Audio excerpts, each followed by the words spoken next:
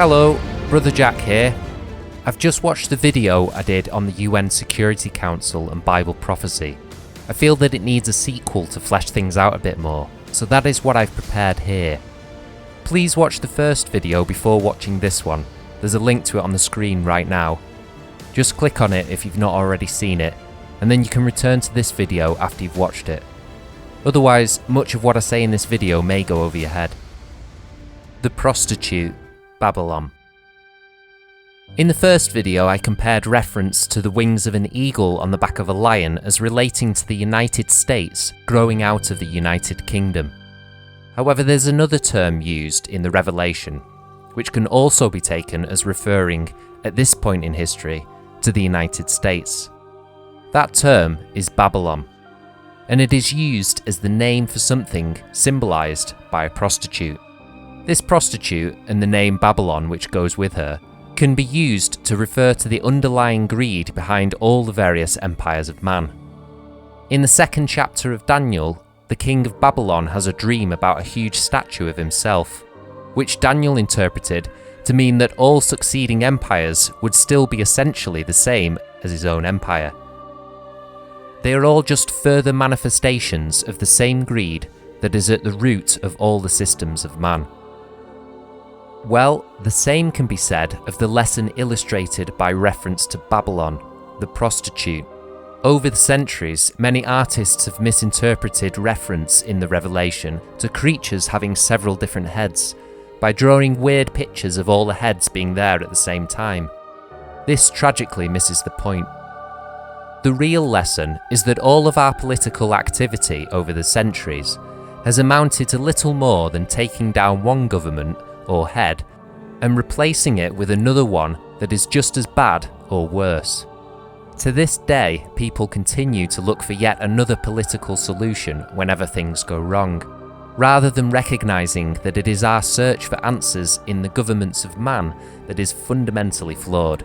So this prostitute can be seen as relating to the greed that is behind every government throughout history. It's just that at the moment, the world economy is best represented by the American dollar. It is also worth noting that there is a suburb in New York City, not far from the New York Stock Exchange, that is called Babylon. Capitalism. As stated in the Revelation, all the merchants and shipping companies of the world have been made rich through the love of money, or capital, that Babylon, the prostitute, has represented throughout history. It's just that America is the epitome of that love of capital today. The political ideology of the whole country is described as capitalism, the love of money. This belief that greed will ultimately produce what is best for everyone is, sadly, most strongly supported by the churches in America. That is why they are so fanatical in their loyalty to Donald Trump.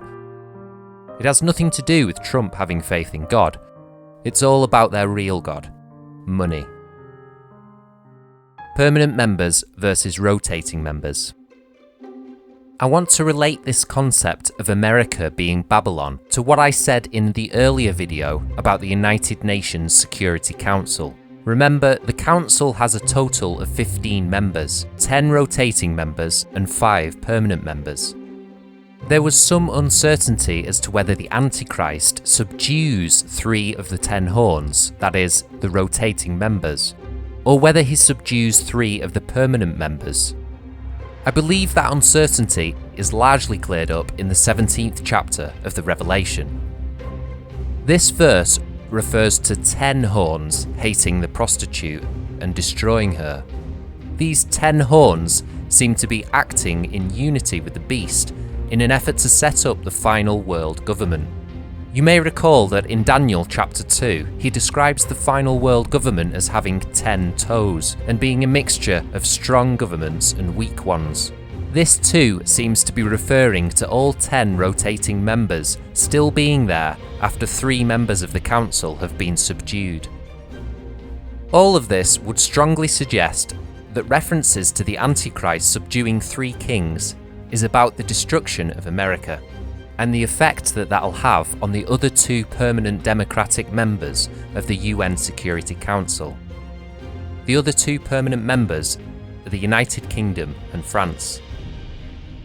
Disunity amongst the bad guys. For the most part, both the prostitute and the beast are the same. They both relate to the inherent evil in all the man-made solutions that have been proposed throughout history. But this passage talks about a deep enmity between the two of them at some particular point in history, which results in the total destruction of the prostitute, followed by world domination for the 10 horns. 10 horns which exist on the head of the Antichrist. In many ways, this is what has happened throughout history. One head chops off another head so that it can become the new head. So these 10 countries unite with the Antichrist in destroying the present economic centre of the world so they can, corporately, become the new champions of greed. There is a later destruction of Babylon, which God does, in the famous Battle of Armageddon. That is because by that time, the New World government will have inherited the banner that they took from America.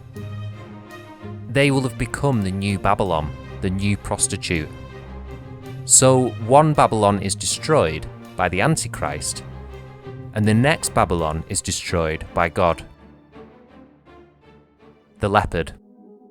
In the previous video, I also went so far as to say that the leopard represents all those other countries of the world, including France, even though there is not yet an official animal symbol for what we have often called the Third World. This leopard, or the 10 rotating representatives on the council, becomes, in the Revelation version of all these animals, the body of the world government that is controlled by the beast. This too is consistent with France, or the rooster wings, disappearing into the body of the leopard, thus leaving only 2 permanent members of the United Nations Security Council, who lead the other 10 rotating members. The dragon. I should also say something more about the dragon. The leopard is used in Revelation 13 to describe the body of the beast. It says that the leopard has the mouth of a lion and the feet of a bear, but it is the dragon that gives it power. There's no mention of either the eagle wings or the rooster wings at this time, and even the lion or mouth reference may just be saying that the final world government still addresses the world in English. What I am suggesting is that the bear, the dragon, and the leopard corporately make up the final world government, and the other 3 kings have been subdued by this time, which is why the eagle wings and rooster wings that appear in Daniel's prophecy are not mentioned here. In the previous chapter, the dragon is identified as the devil himself. Note that the dragon, like the beast, also has 7 heads and 10 horns. This is one reason why I've concluded that China will play a significant role in this final world government, perhaps even more significant than Russia. China may use Russia to gain control of the world, but the dragon himself seems more closely identified with China. The Antichrist, or beast, is seen as the personification of, or son of the devil, in much the same way that Jesus was the personification of, or son of God. So the devil may be both a single person, the Antichrist, and a world power, China, as well. This is where we are at in world history at this very moment. That beast, or dragon, is very close to taking control of the world. All that is necessary for this to happen is the sudden destruction of the United States, which I think is horrifyingly near. The bear and 3 ribs. Then there are the 3 ribs in the mouth of the bear. At the moment, China lacks the firepower to totally destroy America, but in alliance with Russia, such a scenario could be possible. No further mention is made of the 3 ribs in scripture, but they do seem to have come from a larger body of which Russia, the bear, is a part, thus coinciding with the other references to the Antichrist subduing 3 horns in the 15-member UN Security Council. Even with those ribs missing, the body, that is, the council, could still continue to function.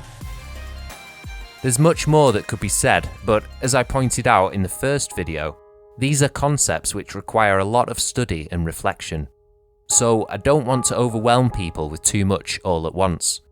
At the same time, I feel that we're so close to these prophecies actually being fulfilled that we should be trying to understand them as quickly as possible, so that we will have the resolve that is needed to stay faithful to God when all the other defences that we had previously trusted come crashing down around us. Please do study this video over and over until you have it clear in your own mind, and then do all you can to pass it on to others by posting links to these 2 videos all over the internet, especially through social media. If you've not already subscribed, please do so now, and please upvote this video if you found it to be helpful. Thank you.